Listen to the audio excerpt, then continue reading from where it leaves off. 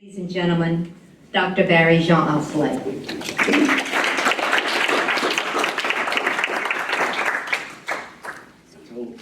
Keep it short, she did, thank you for that. I want to make sure that everybody understands that I'm just a delivery guy tonight. The real stars are the people you're going to hear through the speakers.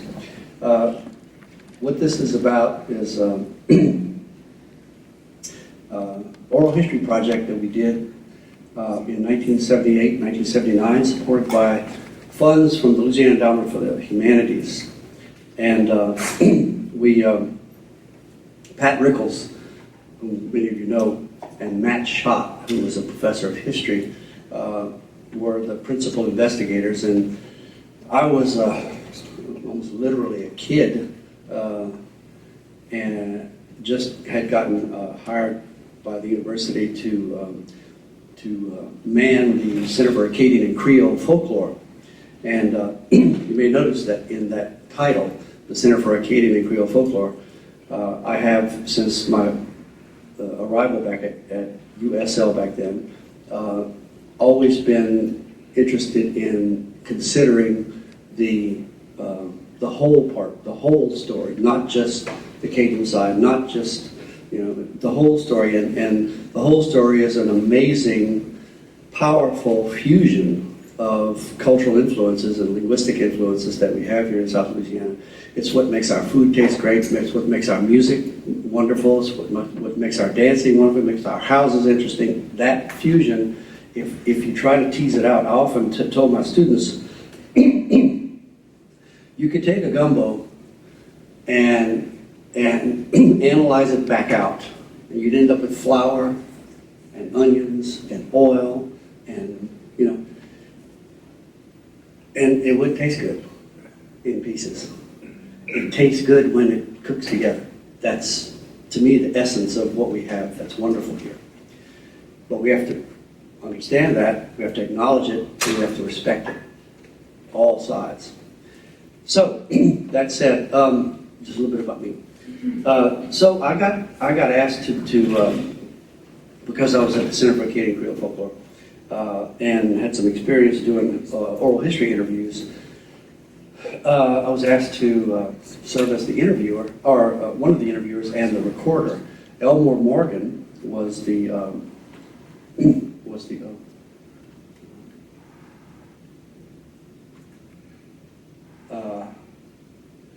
recorder, and this was a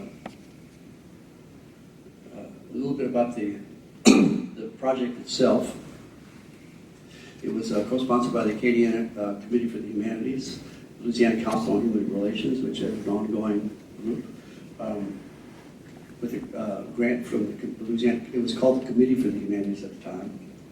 These were the principal interviewers and editors: Larry Rice in history, Pat Rickles, Matt Schott, Doris White, who had been a student here and was married to Marion White from Opelousas, and there was me. Here I am recording Carlton James, some of you may know from right here in Lafayette. The photographer was Elmore Morgan, Jr., who was a painter and also a photographer, and I've been working with him for several years on a number of projects, and he ended up serving as the photographer for the project. So what we did was we interviewed some of the major players as we could identify them and reach them to record, to interview them. Some of the major players in the civil rights movement in Louisiana up to that time. These included Oliver Bush, J.K. Haynes, Robert Perry, Daniel Byrd, that you're going to hear from tonight. There were others, Carlton James, Johnny Jones, and Myrtle Kane. There were others that are included in the project. I think there were 18 in all told people interviewed. This is an excerpt from that project, from the program, and this program, which toured in several parts of the state in 1979, was excerpts of the whole project. There are, I think, something neighborhood of 18 hours of recorded interviews with all of these folks, and so these are just excerpts of those whole parts. And again, tonight is an excerpt of that. And I think Janet, if I don't want to misspeak, but there's a notion that we might hear more Absolutely. of this hear from some more people down the road. So let me tell you just a little bit about the people you're going to be hearing from, in case some of you may not know them or remember them.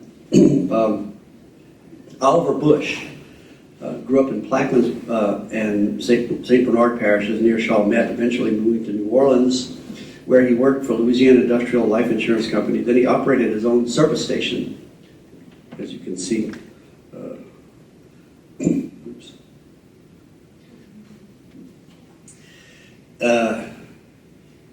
In the community, in the lower Ninth Ward. He was the father of 13 children, became interested in improving the opportunities for black students in his community.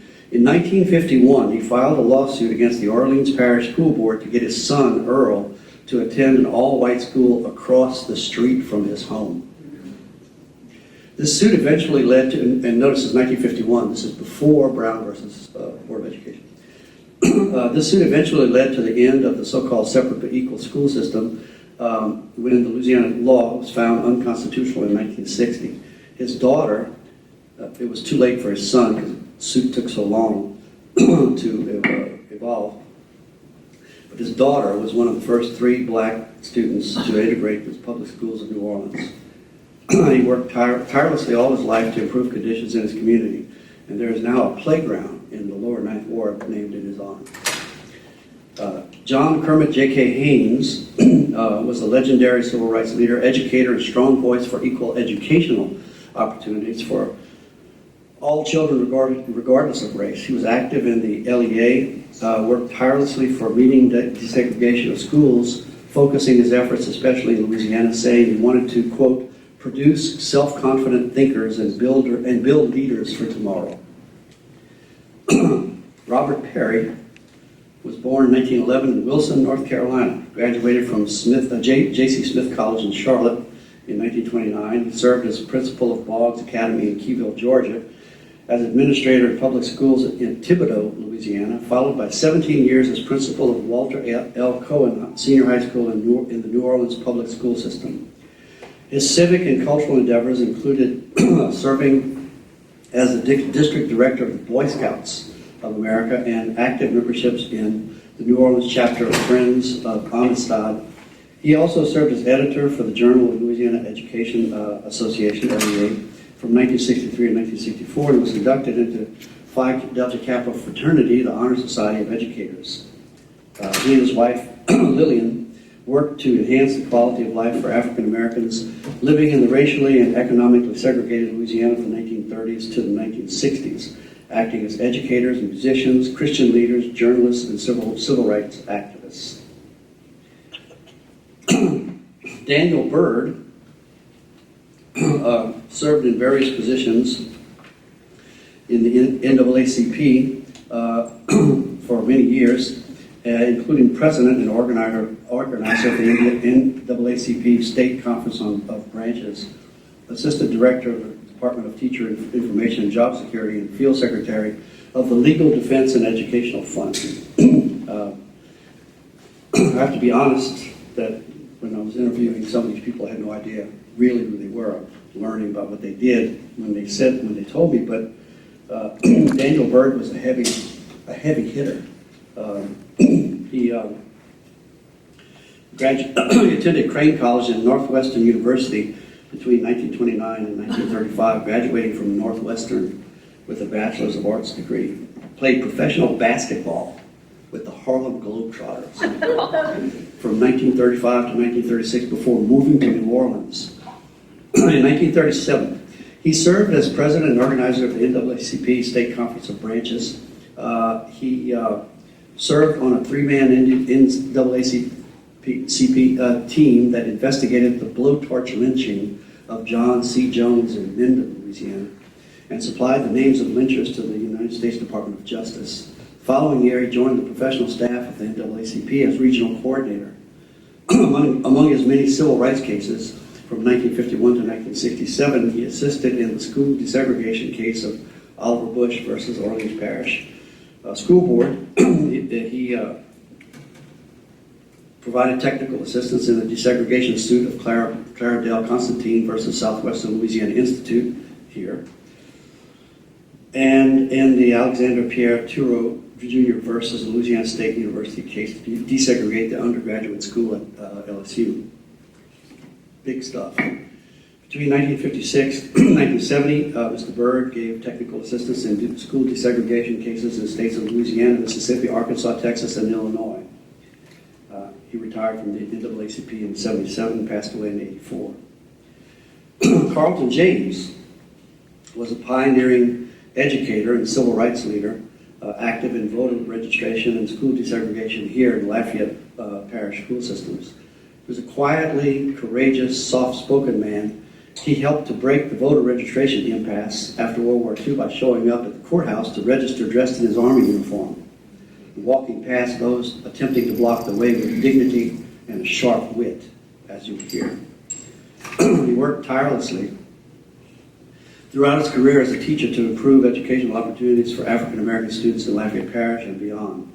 He served as principal of Paul Breaux Elementary School while working to desegregate the Lafayette Parish public school system. The J. Carlton James Activity Center in Lafayette is named in his honor. His wife Bernice also taught 42 years in the system that they helped to desegregate. And she was there when we interviewed him, and so we ended up interviewing her as well, as you might imagine. Johnny Jones was a decorated veteran of World War II who assaulted Omaha Beach on D-Day and later fought in the Battle of the Bulge. Jones was reminded that segregation was still an ugly reality in his own country upon his return from the war, when he found himself facing separate lines and separate water fountains and separate bathrooms. He was inspired to go to law school by a teacher in his native St. Francisville. He decided it would be better than picking cotton, he said. He quickly became a powerful Baton Rouge-based civil rights attorney when, as a brand new lawyer, 16 days out of Southern University Law School, he ended up representing Reverend T.J. Jemison in his lawsuit against the Baton Rouge Bus Company. Jemison had been arrested during the 1953 bus boycott for intervening with the arrest of Martha White, who had sat in the whites-only section of the bus before Rosa Parks. Jones went on to achieve national renown for his career-long efforts in behalf of civil rights and was on the stage during Obama's inauguration. Myrtle Kane was a student on the front lines of the desegregation of public schools in South Louisiana. I remember her interview being especially moving to me because she was roughly my age. In fact, I just talked to her this evening and she was exactly my age. She went on to become a teacher in the same Crowley school system that she worked to desegregate all those years ago. And she's here tonight. And I hope we'll hear more about the rest of the story, as they say. So, let me, now what I'm going to do is I'm going to play some clips so that you can hear the actual people and their actual voices telling their stories.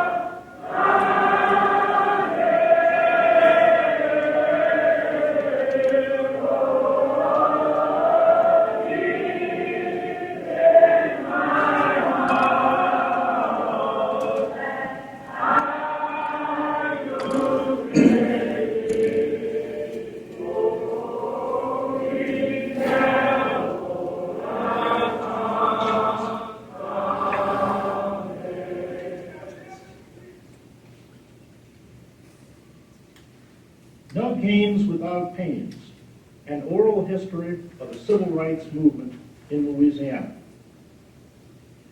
Will they remember, will history remember, the pains, the struggle of the civil rights movement in Louisiana?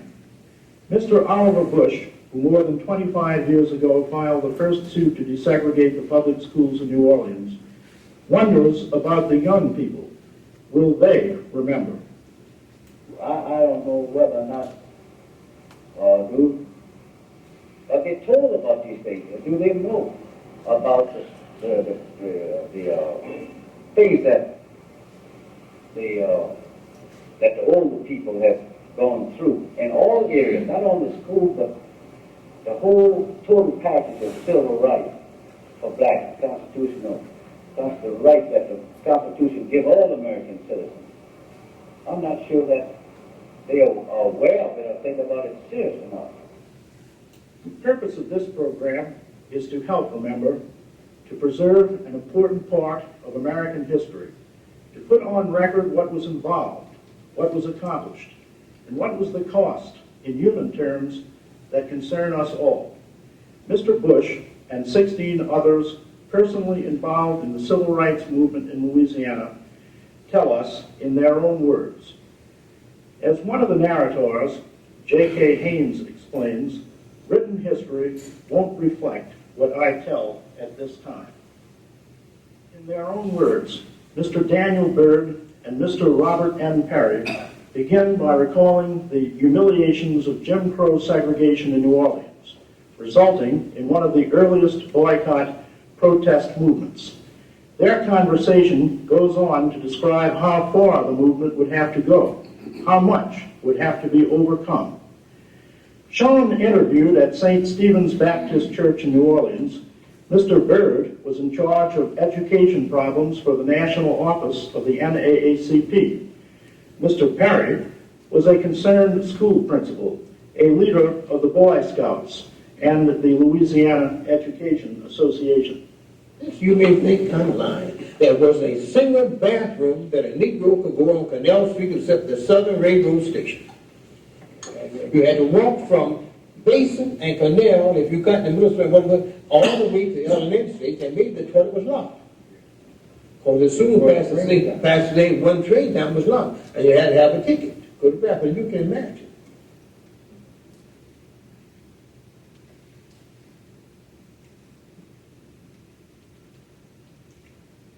Without the right to vote, black citizens could do little to end segregation, and getting registered to vote was often very difficult, even impossible. Yeah, a few voted, but not a couple of hundred, not enough to amount to anything. They actually lost out. See, they had a tricky registration form. I am now so many days, so many years, months, and days old. I went down 17 times to register. 17 times. I am not now registered in any ward or precinct except and things like that. And they'd ask you, they do pull some of the stuff like they pull in Alabama and Mississippi. You answer all the questions correctly. I remember a couple of cases I was on, registration cases. I got a college professor, he had a master's degree, and schooled him on every question. He knew it. He answered them correctly. He said, Professor, how many bubbles in a bar of soap? How many peas in a pen? That's right, yeah, all that kind of. You know, that kind of stuff. It was hard to deny the right to vote to a man in uniform, even if it was the uniform of the Boy Scouts. Mr. J. Carlton James, a retired educator and native of Lafayette, was one of the first blacks to register to vote in Lafayette Parish after Reconstruction. He recalls the time when he was a veteran just back from World War II. But in 1946, to be exact, on March the 4th, is when we attempted to register for the first time. But in New Orleans, we had a conference in New Orleans trying to come into the enfranchisement of Negroes, as we called it at that time, because it was time to make a move. the soldiers want to make a move, the veterans, as we call them, wanted to make a move, and others say, nice people want to make a move. We went to a workshop. Somehow somebody zeroed a copy of the blank, the form. They made a sample form. And somebody got it from the print shop or somewhere else. Well, we began printing sampling forms to study the form to see what was on it, what wasn't on it.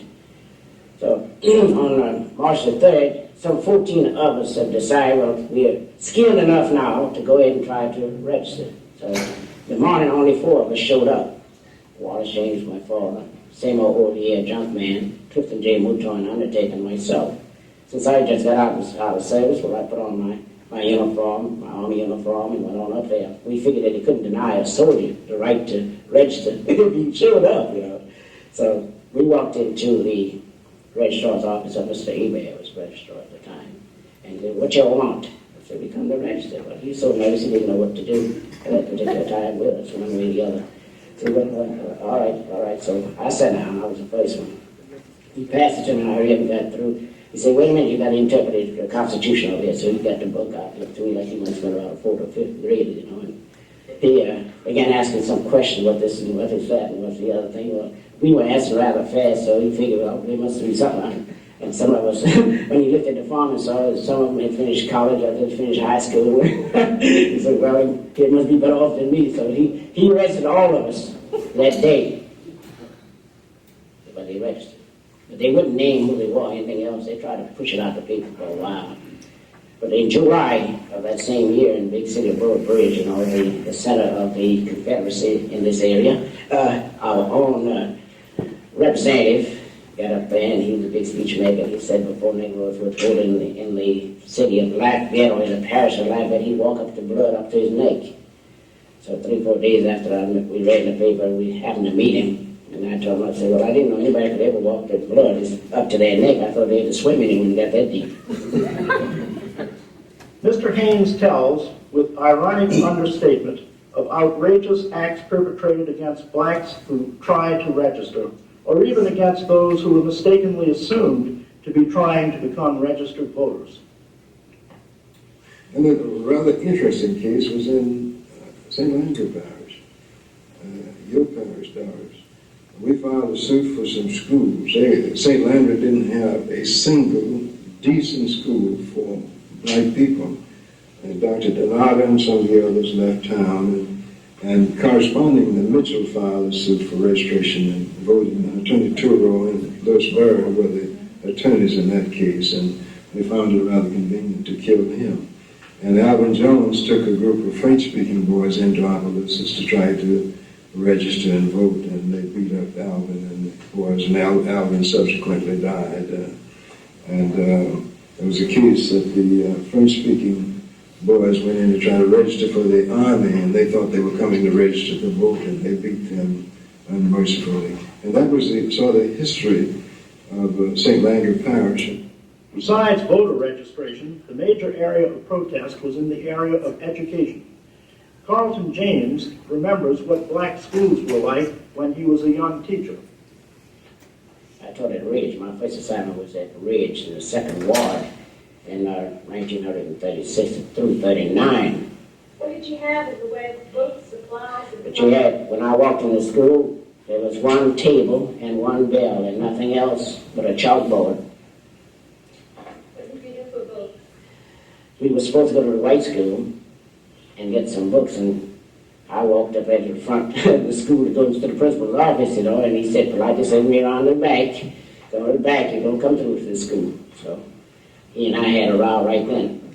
Because I got the books and brought them over there. And at least the man said he had secondhand books, he never knew what a new book was. And the children brought chairs from their homes. The schools were operating in the rural area for a 7-month period of time. After which the Negroes had to work in the field, of course, and they were hands, and they could come to school only when they were not working in the field. So you had a problem, one way or the other. But at the same time, we had a major flood in the state of Louisiana, and somehow or another the census found out there were so many illiterate adult people that they decided to put into the WPA program, the night school program. So we instituted the teacher of night school. We were paying $1.25 a night to teach adults, and you had to have 10 or more to teach. So it was a lot of fun. When you're young, you try anything, $1 is $1. We were probably making about 25 cents an hour teaching in the daytime anyway, because most teachers were getting $25 and $30 as salaries. When I went in with a college degree, well, I was paid $50 as a teacher and $5 for being principal. But we were responsible for expanding the school in a rural school to 9 months. After 2 years in the country, one thing I tell them, I say, Negro children must be awfully smart. They can learn in 7 months what it take white folks to learn in 9 months. In 1941, we found when we graduated the first kids out of 7th grade, they had no way of coming to town unless they lived with somebody in town. And I approached our school board member, and he was the only one. He had the only school in his ward, a man over Como. We approached him about some transportation for kids. So I tell you what, he says, we're gonna send those 3 girls. Gerard got a call. Sorry. And we're going to pay him $5 a month to bring them to school. We approached him about some transportation for kids. So I tell you what, he says, we're going to send those 3 girls to school in town. Gerard got a car. He can use the car. And we're going to pay him $5 a month to bring them to school. Well, now he was our first bus back. What are some of the problems that developed in that process of desegregation? Well, it was clandestine in order for us to get clients to take and try to become interested in desegregating the schools after the law was passed. 3 of us used to go out at night and talk to families, and it was kind of hard. We had 14 families who were on the borderline to want to enroll their children. All but 3 of them couldn't stand the pressure. So we decided we would go with Nelson Trahon. Nelson was independent. He walked around with his shotgun. Nobody bothered him. On land, in the second ward. So we decided we'd go with him and his daughter, Laurie. There were others who signed also. When the first kids came up to go into the public school, the census taker at the time directed them all to the wrong high school. Now, how are you going to know if nobody's going to tell you what zone you're in? So they was a laughing stock, in the office. Some of us went over and told them, I said, I don't see why you're there to help people. You're not there to harm them, one way or the other. Well, the first 2 girls were sent in the Lafayette Senior High at the time. Mr. Johnny Jones, a Baton Rouge attorney, gives the point of view of the child who was victimized by the educational system. I came from West Louisiana Parish, and that is one of the parishes that they did not have a high school. They did not have 9 months schooling for blacks in that parish. They only had 3 months of schooling. I went to 3 months schooling there, which was public schooling, and my daddy hired a teacher, Mr. Dawson, another 3 to 4 months. And he would pay that teacher, 50 cents a week or 50 cents a month, whatever we could afford. And many days we went to school, there was only two persons in school, myself and my brother George. And recently after that, 2 other persons joined us and we went to school. And I recall one day after all the blacks were in school, only 2 of us was in. And that was over. We had gone for about a month. And the white man just rode up to my daddy one day and told him that he had put all of us in the field. And that we had to go to the field just like all other niggas. And my daddy just told him, said, well, now, if he says he wants to go to the field, he goes to the field. He's talking about me. And if he says he doesn't want to go to the field, he doesn't go to the field. How did the young students who first attended all-white schools feel? How did they get the courage to be the first? Miss Myrtle Kane was the first black student to enter Crowley High School. And they started issuing forms of freedom of choice. Well, this got a lot of feedback from the students. Not me. I'm not going there. What am I going to go there for? They're just going to flunk me. They're going to be, problems. All they could see was the problems. I saw an opportunity.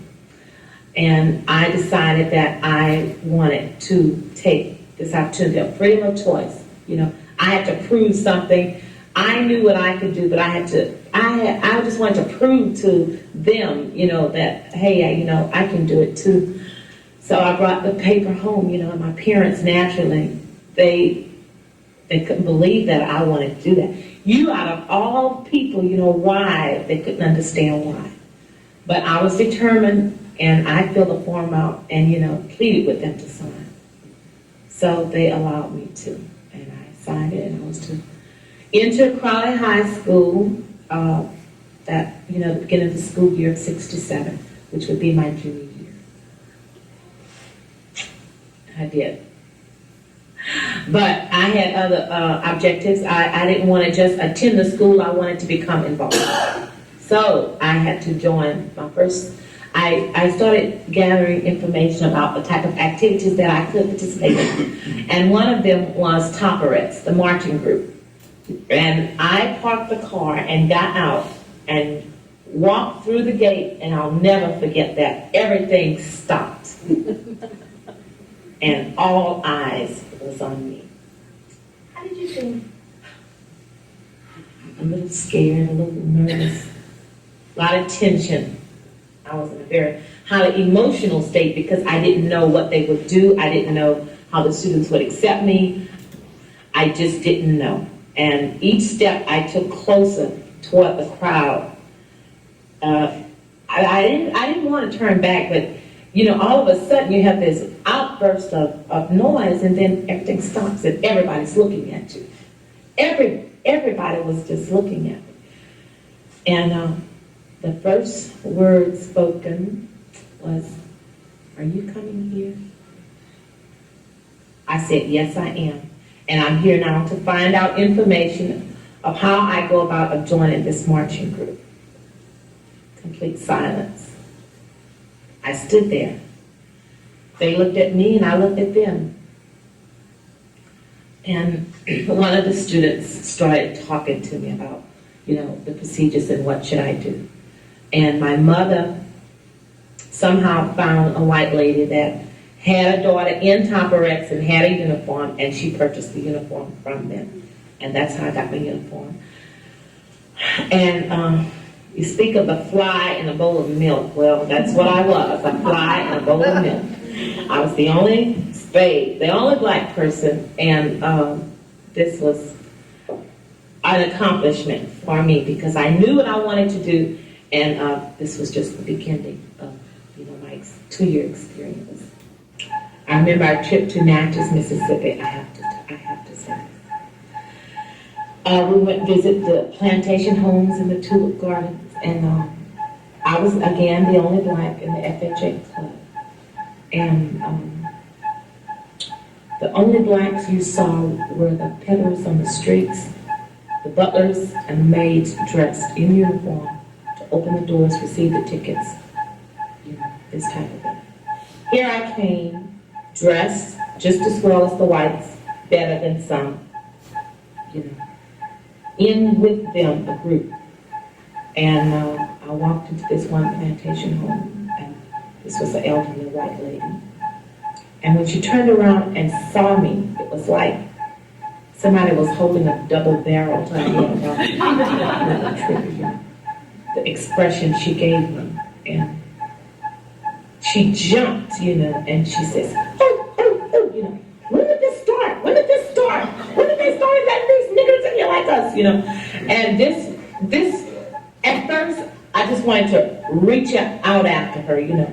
I became a little belligerent, but I would have defeated my own purpose because this was not my purpose, you know. I had planned in my heart to take it as long as I wasn't harmed physically. And I did something to her that I think was more than slapping her. They said, "Oh, Myrtle, don't." I said, "I'm not going to do anything." I said, "I just want to go rubber and show her that it doesn't come off." So I approached the lady and I just rubbed her like that, you know, and she just screamed and went out the house.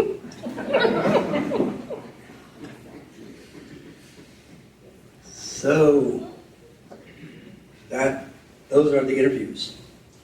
And just want to say before I asked Myrtle to come up and join us. You have to understand, I was 27 years old.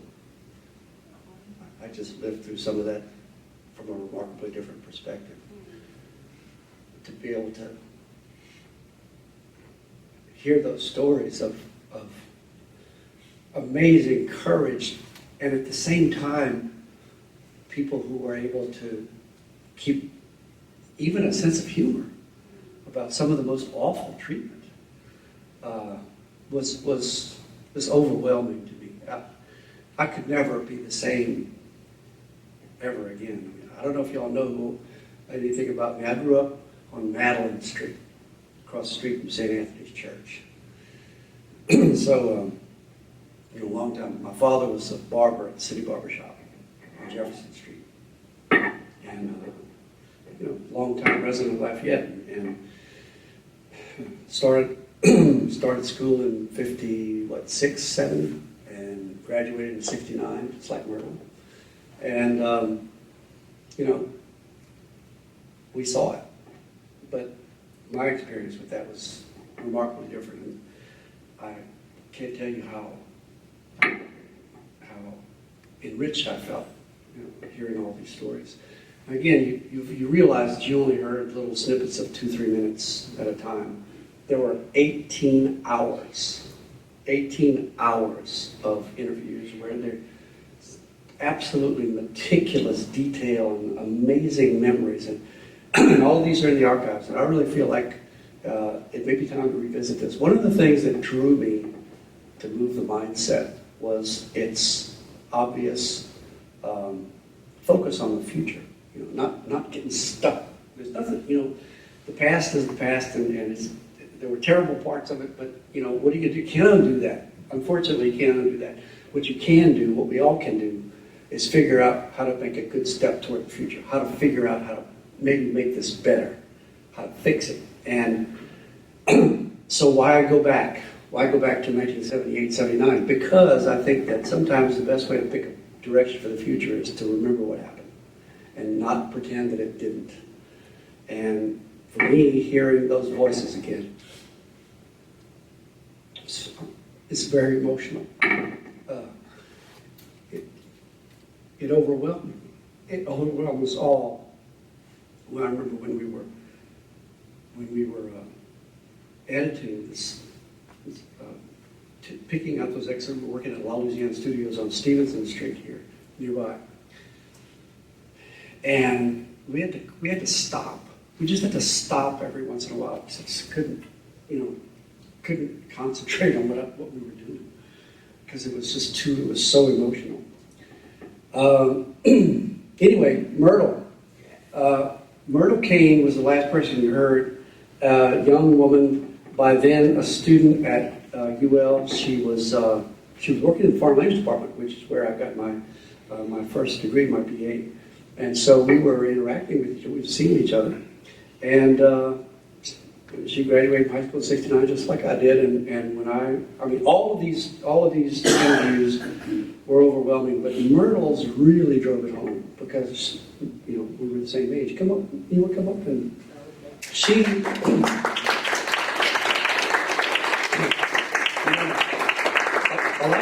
a lot of this history is filled with terrible moments. But as you've been able to tell, Carlton James and Johnny Jones and a few of those people found a way to let the absurd make you giggle, sometimes.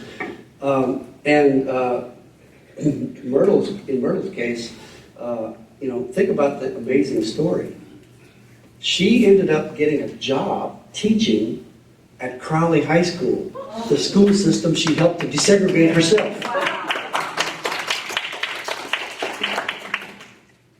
So, every once in a while, it works. We're going to say something.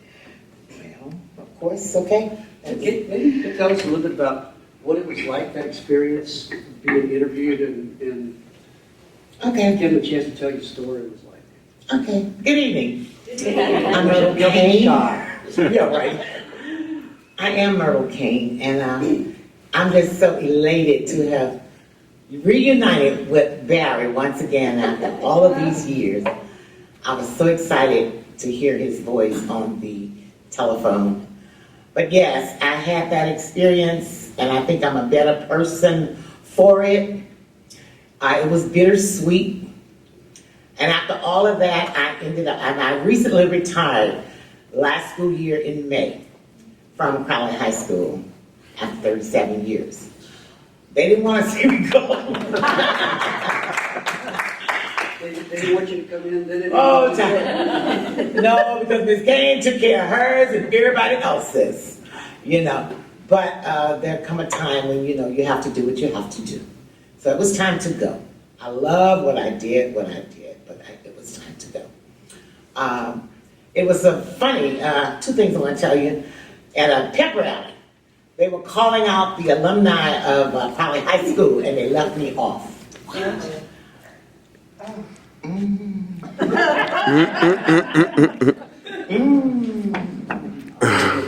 After that pep rally, but you know, they just never would imagine because I was older, but they forgot there was a such thing as freedom of choice that I decided to do. So after the pep rally, I said, "Excuse me, 1969 Crowley High graduate, I am an alumni." Oh man, we sorry. But I had told that to them, you know, but they could have called under something because they just totally left me off. They didn't do it deliberately. Let me just clarify that. They just didn't imagine it was getting some of the younger ones, you know. I was this old person, you know, that couldn't have graduated from Crowley High School, not me. But I did, because I went under freedom of choice. Another experience I had while I was teaching at school, when I was in chemistry class at Crowley High School as a student, I got this very derogative letter from someone. It was anonymous. And it was highly racist, so I'm not going to say everything that was on it.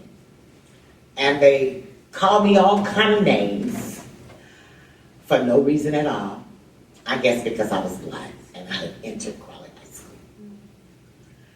I was teaching at school one day and the mail came in and I received a letter 25 years later with the person's name apologizing for ever having sent that letter to me in chemistry class. I thought he was dying. I said, if that had an impact on you for all these years, why on earth did you ever do it? To myself, I was saying that. But it must have bothered him, or maybe it's because I was teaching at Crowley High School and I was in the limelight, maybe saw me in the paper or, you know, or something. My name kept circulating, maybe like he was tormented, I don't know. But he sent me that apologetic letter. So I went downtown where he worked. I received your letter. Thank you. He just dropped his head. He was still embarrassed and shame and whatever. But if that was good for him, that was good for me. Because it didn't stop me. It didn't block me. I was determined that I could succeed and I could excel. I was an honor roll student. That blacks can be just as good as whites. That was my intention, and that was I wanted to prove. And I got a lot of flack from the black community because I was kind of like one of those students at the top. And for me to leave that and go over there, you know, a lot of the teachers resented me, and they talked about me too. So I kind of was torn between two worlds, and I was right in the middle. But it was a good experience. It was good having to go to school when I was at Ross High School. We had one microscope for the whole class, and I got to Crowley High School, and every two students had their own personal microscope. Our books were obsolete, really old, and I got to Crowley High School, and we had brand new textbooks and all of that. It just showed you the bias and the prejudice and the difference in the way it was, you know, as opposed to the way it is now. But it was a good experience. One I'll never forget. I told you you were shocked. Thank you for your time. So, I don't know if any of these, would you stick around? You're the only other vet. You're the only other vet up here. Are there any questions that popped into your mind listening to any of these things? Yeah. Oh my goodness, good evening. Good evening. Myrtle. Yes. I'm just so honored to be in your presence. Thank you so much. You know, no wonder I said you look beautiful in yellow before I even knew. It's just your spirit is so powerful. Thank you so much for what you did. My question to you is, you obviously had a strategy that I can't even imagine where it came from. You know, to be so alone and yet so powerful in your own presence. Where did you draw that strength from? Where did it come from? Your family, your mother? I would say my religious foundation. I had a very strong religious background. I was brought up under, at then he was the Reverend Roy L.H. Winbush, now Bishop Winbush, at a Church of God in Christ, which I call the Sanctified Church. So I was brought up with a lot of prayers and all that kind of stuff. And they instilled in me a lot of values, a lot of things where, you know, turning the other cheek and all that kind of stuff that sometimes was difficult to do, and I didn't always listen. But I had a strong religious, biblical foundation, and I had a strong family. My parents were there, you know. So I think that's where I got it from, sweetie. Mm-hmm.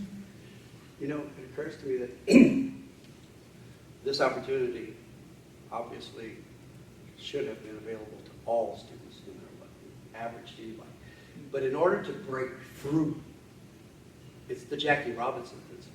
Yeah. You have to actually really be good and have a temperament that wouldn't blow up in some of those situations. Yes. Now, you know, sense of humor helps.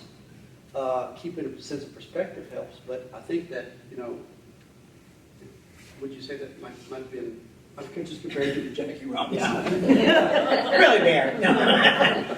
Yeah, well, I have a temperament, okay, you know, but some of the kids are really good. Fred Carboni, I'll never forget that name, because he befriended me. This white guy, he was a true friend. He was a good friend. So there were good people. And there were more than him, but some of them, I mean, they were very good friends. When someone would speak at your school and you see them in town, they don't know you. But, you know, that was okay, too. Yes. Carolina, what was Ron Ridenour's quote that's on his tube? Never stop looking for good people, because eventually you find some or something. Yeah, sorry.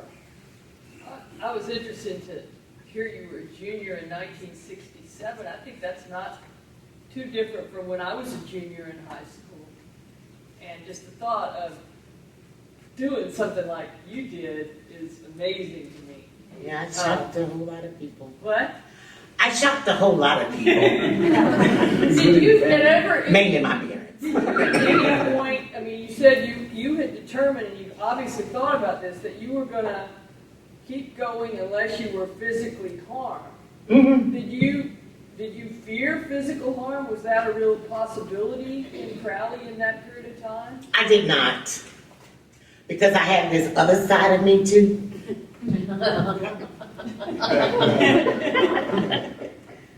The kind of don't mess with me, beware side of me. That mother didn't approve of. But anyway, I had to stand my ground for that. You know, I had to get that kind of report because that ate my lunch. You know. But no, I didn't really fear. You know, or did your parents fear? My parents feared. But this was my thing. My parents was not letting me go to Southern University. They were not letting me go to Grambling University. I was going to USL. So since I know that's where I had to go, that close to home, I had to learn also how to live around white people. You know, even though in the dorms we had black roommates, but I still was in the dorm with them. And I befriended one girl. I loved her so much, Crystal Kinberger. We were good friends. We were sister friends. And I promised her if ever I had a daughter, I was going to name her Crystal. And when I had my Crystal, I called her mother to find her to let her know. I kept my promise. Wow. So it was some good moments. There were some good people. They weren't all bad. There were some good people, you know. But I had to learn how to live the cultural difference, you know, I had to learn that because I wanted to go off and mother said, you're not going right there. You went to probably high school, so no problem. And that was another job. Yes, sir. Yeah. Ray. I'm wondering, when you were at USL, Yes, sir. which dorm were you in, just out of curiosity? Out of curiosity, Bancroft. Oh, yeah. I was counselor at Bancroft, 4th floor. Yes, sir, that's where I was. Yes. What did you teach at Crowley? Facts. It's family and consumer science. It's the like 15, 20-year-old new name for home economics education. Because it's changed so, it's so, more guys and that kind of stuff. It's not just cooking and sewing, you're teaching parenting and adult responsibility and those kind of different things. It's very co-ed. Yes. She won't tell you this, but I'll be sure. But she was not just teaching at Crowley High School. She became something of a superstar there, a fixture. Brought a lot of positive attention to the school. So. Well, they gave me the mic, Ms. Myrtle, so I could ask you questions all night. Have you written your book, or No, ma'am. 2 books, or 5 books? Never really. You have such a story to tell. Yeah. Yes, yes. Now that I'm retired, maybe. Yes, very good. At least a short story. At least a short story about the ugly letter you got. Yes. That guy Yes. tormented for 20 years over it. That's great. It had to torment him, huh? Rubbing the woman at the Right. Well, Oh, yes, right. I had to do that. Now, you know, that might have been a little insensitive or ugly because I don't know the way, but she was ugly. At least I didn't slap her. I just went to run. Sure, it didn't come off. Now, by the way, I just want to come back to the issue. There are 18 hours. I'm sorry. There are 18 hours of interviews, and I think you might have filled about an hour and a half or 2. So that part of her story is actually captured, and the rest of the story is fascinating as well. But I just felt, I've always felt, I told Fred this when we first started talking about this.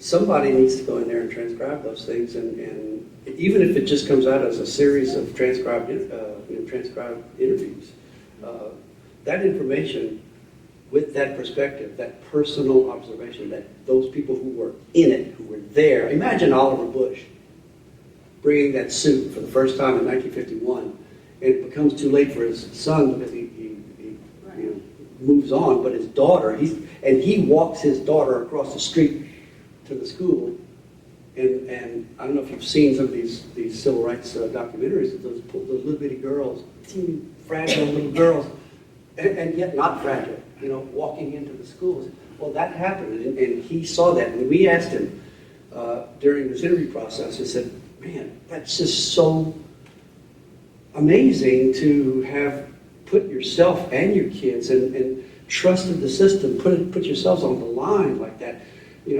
All these years later, in 1978, knowing what you know now, would you do it again?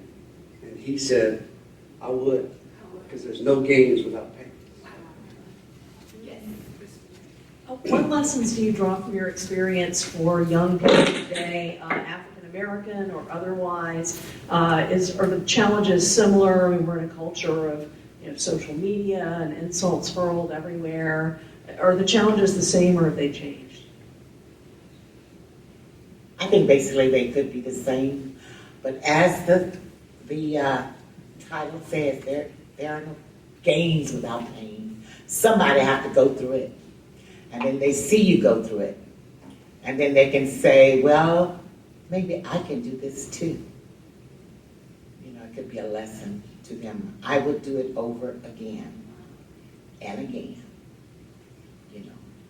Prayerfully, but again. My parents prayed. Yes, sir. I understand there are 3 parts to the complete interviews that were taken. Can we look forward, and this is part 1, can we look forward to seeing part 2 and part 3 in the near future? They're in the can. ready to roll. Any other questions? I know we have questions. One of the first places, the whole program, this was next certain, but one of the first places the whole program played was at the Methodist Church. Yes, it did, I remember. Yeah. And I tell you, I know. it was electric. It was electric. It was. Because in 1978, almost all those people knew all those people. Those people mattered in their lives. They knew who Perry was, and Bird was, and Carlton James was. But you know, I got to tell you a story about going to high school. I was invited to give a talk. I forgot what the week was. I don't know what it was, but I went into. I was invited to go to give a talk at Northside High School, and I walked in there, and it was like probably about maybe 7 or 8 tenths African American students and a few white students. And I asked a question. Oh, sorry. I asked a question. I said, "How many?" It was something to do with civil rights week, or I don't know what something. Anyway, I asked a question. I said, "How many people in here know who George Washington was?" Man, all the hands shot up. That's good. How many people in here know who Martin Luther King was? All the hands shot up. Anybody? How many people in here know who Carlton James was? Not a hand. This is Northside High School in Lafayette. Not a hand. After a couple of beats, this elder, middle-aged woman in the back slowly raised her hand. She's the only one in there. And I said, it's important to know our American history. It's important to know civil rights history. It's important to know who Martin Luther King was. But it's just as important to know who Carlton James was. Because he was the guy who personally, he and Paul Bro and some of these other people that he mentioned, they were the ones who were personally responsible for the classroom I'm looking at right now. And when I left, I gave my talk, it was on Zydeco or something. I left, and one of the ladies, teachers, caught me on the way out. She said, "Would you come back next year?" I said, "Sure." She said, "And ask that same question." I did. She invited me to go back the next year. I asked the same question, all the hands shot up. Local history, local impact is important. Myrtle and Crowley, it's an important national, in the national movement, but it was really important in Crowley. And it's important for us to remember, which is one of the reasons why, getting back to that damn statue, I've often suggested maybe we don't have too many statues, maybe we don't have enough. There ought to be a statue of Carlton James somewhere. And I would suggest placing it right on that same triangle facing Alexander Luthor and taking him on. I'm kidding, of course, but what I'm thinking is that we don't celebrate our own local history enough. We don't know about it. And sometimes we have complained out loud, why do we not, why do we not know enough about who we are to feel what we need to do? It's because we don't know it, and I think we would do well. We would do well to know. I think we're going to come to Lafayette once a month. Yes. Did you want to do that? You could walk up and do that. You don't have to. I could have come and got it. This is just a thought about the future and the present, because the story about the microscopes, the lack of resources in the black school versus the white school. Yeah. I mean, we've got that same thing going on today in Lafayette. I was out on a Friday evening with some people, and since I know a lot of musicians, I was with somebody that teaches, who is he? Teach band or music? I'm talking about at Whole Foods the other night. Oh, okay. And he's in the band program at where? Northside? It was one of the It was a former student of ours. yeah. Who's in that program? And anyway, he was in the band program. He's a teacher, and he was the band director, and he was talking about how the kids in his school didn't have band instruments that were functioning, and it wasn't. The school has lots of money to buy instruments, but when they break or need repair, they have no money to repair the instruments. And the families in the richer schools will pay to get the things repaired, but in the poorer schools, the kids don't have band instruments. So, I mean, we're really looking at the same thing all over again. You know, it maybe in another time the school would have furnished the band instrument, but now they put a lot on the parents for the kids to have things like music and art and stuff like that. And kids in the African American schools, and they are becoming more and more identifiable by race since Lafayette got out from under its desegregation case just not very long ago. And anyway, it's still going on, and it's something that people should open their eyes to and see this is just a continuation of what's been going on for hundreds of years here. Ms. Myrtle, I wanted to ask, do you know Sherry Broussard? Sherry Broussard? She wrote a book about African Americans who changed Lafayette community. Yeah, and she needs to know about you because she's writing another one. Oh. Yeah. So I will certainly would love to introduce the two of you. African Americans who changed Lafayette and Louisiana, and you certainly are one of those.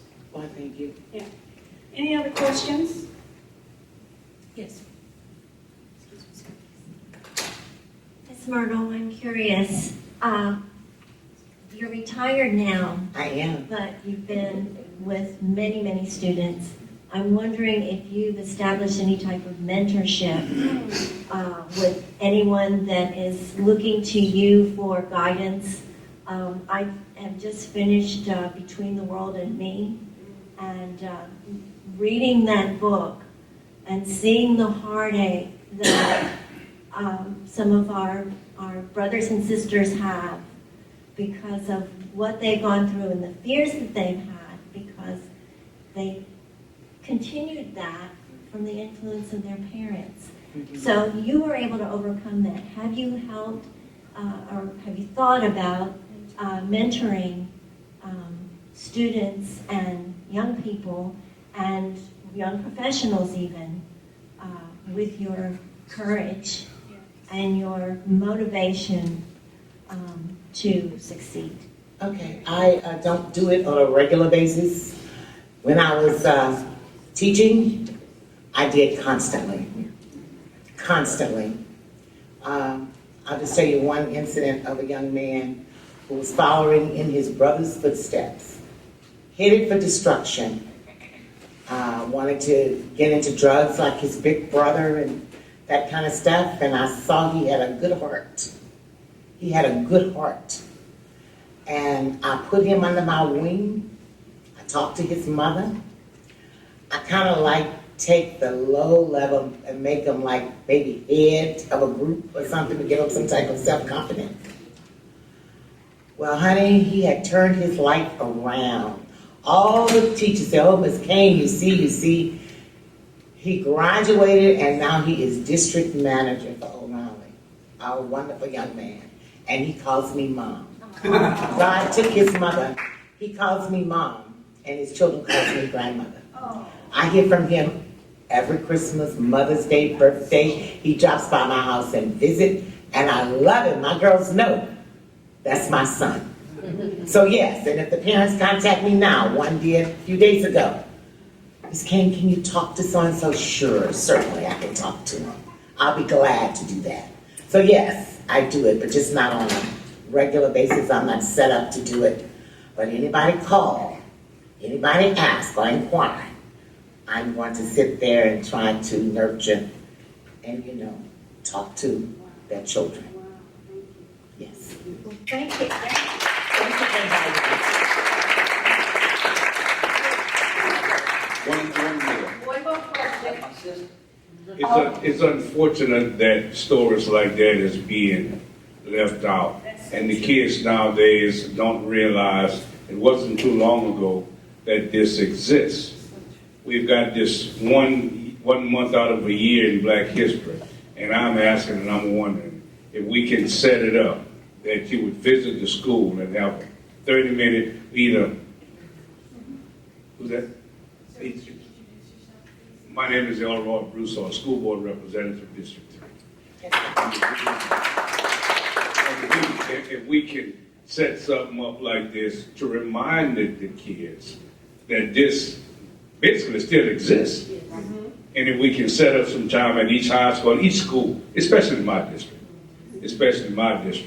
for an hour or whatever the class time is, to introduce some old history of Lafayette and the surrounding South. Oh, yes. Okay, thanks, Elroy, Mr. Broussard. We're going to wrap it up, the program up, because we've told people that we'll try to keep these events to about an hour so you can get on with your business, but I'd like everybody to thank Ms. Kane. And